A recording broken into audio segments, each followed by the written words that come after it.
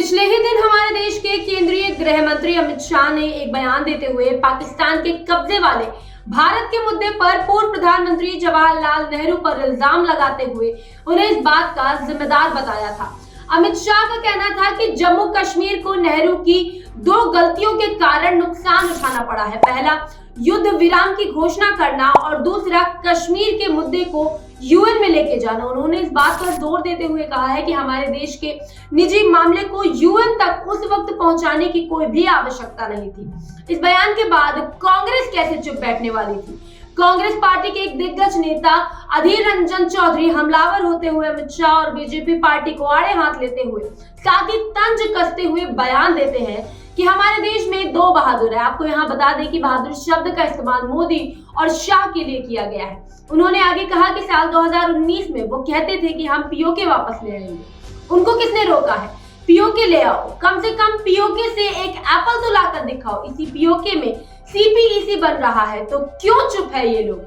ये Humpty Dumpty दोनों जाकर पीओके लेके आए। देखिए क्या है पूरी खबर। बीजेपी के किसी बड़े नेता ने बयान दिया हो और कांग्रेस उस पर पलटवार ना करे तो ये इस देश की राजनीति में मुमकिन ही नहीं है। अमित शाह के पीओके वाले बयान पर लोकसभा में कांग्रेस नेता अधीर रंजन चौधरी ने पलटवार करते हुए उन पर तंज कसा है और कहा है कि पीओके से एक सेब लाकर दिखाओ। अगर हिम्मत है तो 2024 के चुनाव के पहले पीओके को छीन लाओ, देश के सारे वोट बीजेपी को मिलेंगे। इस तरह चौधरी ने प्रधानमंत्री नरेंद्र मोदी और अमित शाह को हिंदुस्तान का बहादुर बताकर तंज कसा है और चुनौती भी दी है। आपको बता दें कि अमित शाह ने अपने बयान में क्या कहा था। अमित शाह ने कहा था कि अगर 3 दिनों के बाद युद्ध विराम होता तो पीओके आज भारत का हिस्सा होता। हमारे आंतरिक मुद्दों को संयुक्त राष्ट्र में लेकर नहीं जाना चाहिए था। इस देश की इतनी सारी जमीन खोना एक बड़ी भूल है। शाह ने यह भी कहा कि पीओके हमारा है। उन्होंने कहा कि वहां 24 सीटें आरक्षित हैं। जम्मू में पहले 37 सीटें थी, 37 सीटें थी। ये भी न्याय का सवाल है। जम्मू में पहले 37 सीटें थी, अब 43 हुई है, 43 हुई है।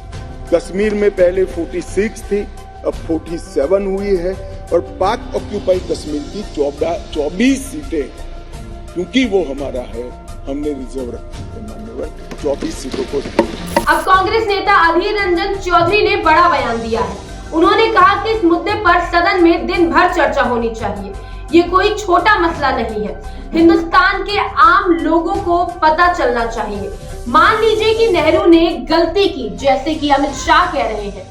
बीजेपी और अमित शाह दशकों से ये सियासत करते आ रहे हैं कि अमित शाह जी और सारे मंत्रीगण, मैं आप लोगों से गुजारिश करते हैं हमारे स्पीकर साहब के दौरान एक दिन ये सदन चलते चलते एक दिन एक डेडिकेटेड डे हो जिसमें कश्मीर और नेहरू जी और क्या उनका गलती क्या सच सब खुले आम चर्चा किया जाए। जब 2019 में अनुच्छेद 370 हटाया गया था तो सदन के अंदर अमित शाह कह रहे थे कि पीओके सियाचिन सब कश्मीर का हिस्सा है और वापस लाने का दावा करते थे। मोदी सरकार को 10 साल हो गए हैं। अटल जी सरकार के 6 साल गुजर चुके हैं। बीजेपी को किसने रोका है? हिंदुस्तान में दो बहादुर हैं, मोदी जी और अमित शाह जी। इन दोनों बहादुर को किसने रोका है कि वो पीओके अपने कब्जे में ना ले? चौधरी ने अपने बयान में आगे बोला है कि तब हमारे प्रधानमंत्री क्या कर रहे थे, उनको याद दिलाना चाहते हैं। दम है या हिम्मत, दोनों बहादुर है देश के, ये बहादुरी की बात करते हैं।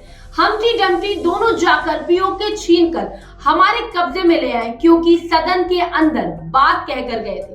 सन 1993 में इस पर ऑल पार्टी रेजोल्यूशन भी लाया गया था। साल 2024 में चुनाव है, चुनाव के पहले पीओके छीन कर लाओ, सारे हिंदुस्तान के वोट तुम्हें मिलेंगे। अभी के लिए बस इतना ही। राजनीति से जुड़ी ऐसी तमाम बड़ी खबरों के लिए आप देखते रहिए GBN 24।